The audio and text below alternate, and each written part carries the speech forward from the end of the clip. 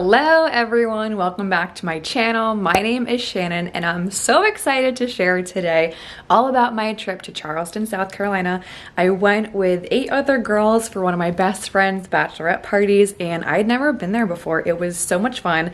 I'm going to show you all the footage I got, every place that we ate, all our activities, where we stayed, our specific Airbnb.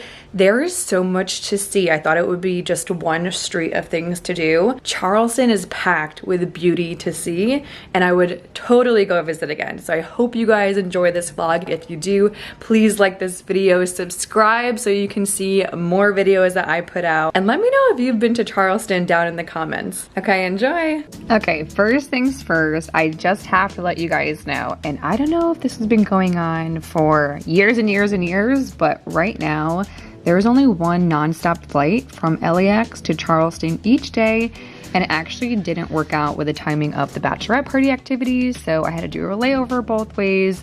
Not the biggest deal, but it did make for a longer travel time. Next, I wanted to share a little bit how I get organized for a trip and how I pack. So I take up one part of my closet, usually the front part, and I put all the clothes on my hangers that I want to bring and start putting them up there so I know what I have to wash, when I have to do laundry. I even put things like purses and shoes over on that side as well, and I make sure they're just in a different section so I can really visualize everything for the trip and make sure I have everything I need. The reality of when I'm packing, it looks more like this. So I'll just take all the clothes that were on the hangers and put them all out so I can see. We actually had a specific itinerary for this trip, and I wrote down next to each activity what I want to wear, so it was very organized. Then when I'm actually packing, I put everything in outfits, so jeans and shirts together, everything I put in outfits, and put it in my suitcase just like that.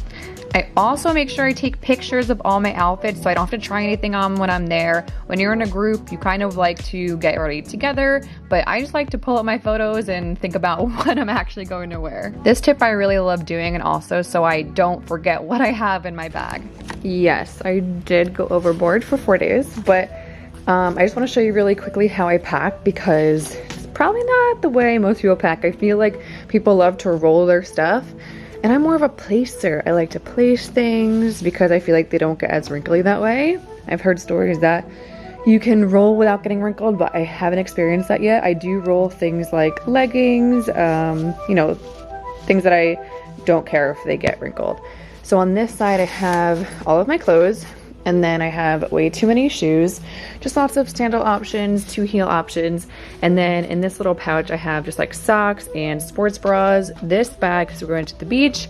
And then I'll put all my toiletries on this side, and then just a little packing cube for like underwear, and I think more sports bras in here. And then yeah, I'll just put my hair straightener and makeup bag on this side. And then I'm just bringing a carry-on. I'm just bringing my book bag. And I have a sweatshirt down here because the plane, I feel like, always gets like weirdly cold. 1 book, we don't need to bring more than 1 book. And then here are all my snacks. I have tons of snacks. And then I also, since I'm not doing coffee right now, remember I'm on my 30-day no coffee challenge, I have all my tea here on the side. I don't want to be without. I feel like that's kind of my comfort right now, in a way that I won't be tempted to drink coffee is if I have what I usually drink here instead. So yeah, I'll probably just put my purse on top of this, and super simple. All right, let's get into Charleston. First of all, the town is so cute. So I got a few clips. You can see the flowers are in full bloom. They have palm trees there. They're a little bit shorter than LA. It was super funny. This is the specific Airbnb we stayed in. It was right next to King Street, right near everything in town, and we loved it.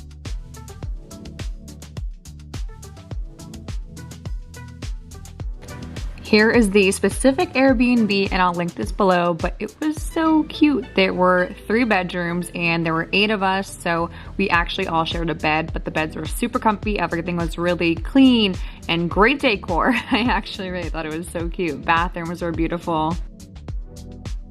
There was also a deck outside that you could sit on, central AC, which I was very pleased with because it was actually pretty warm there.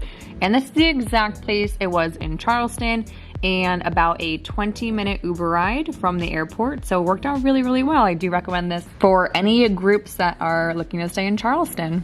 Here's some clips for when I got there. I was actually the last one to arrive because I came so far. It was already decorated. Looked amazing for the bachelorette party. Really cute place. So the first night we went to a rooftop bar and it was located at a hotel, and I highly recommend this place. It's gorgeous, and then upstairs is really fun. They have a few fun things to do, like this little game here.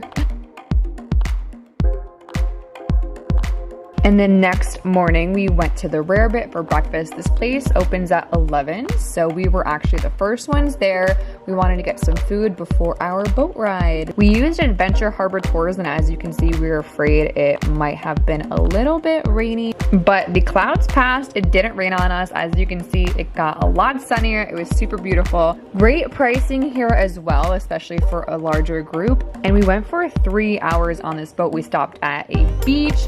Our driver was so nice. We could bring food and drinks, and it was a beautiful day. One of my top favorite things here.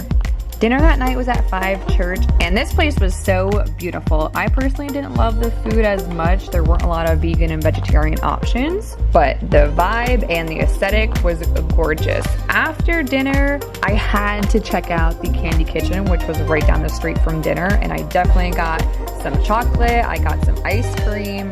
Highly recommend this place too if you have a sweet tooth.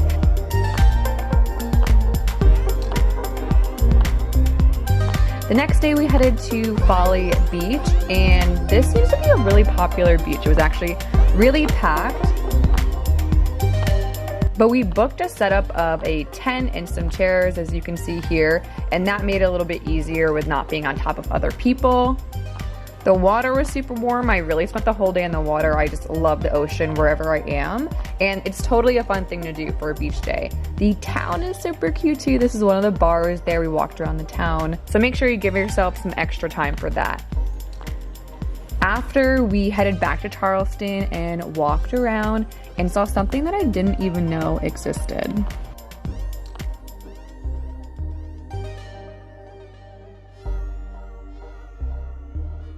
It was the pineapple fountain. This was so cute. We got pictures in it. You could walk around. There were kids playing in the fountain. It was adorable.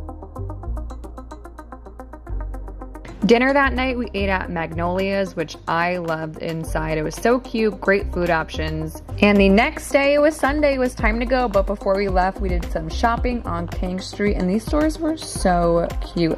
There was a bunch of local small business stores. I got a bath bomb and a dress, and it was adorable there. So I highly suggest checking out the town for some shopping before you leave.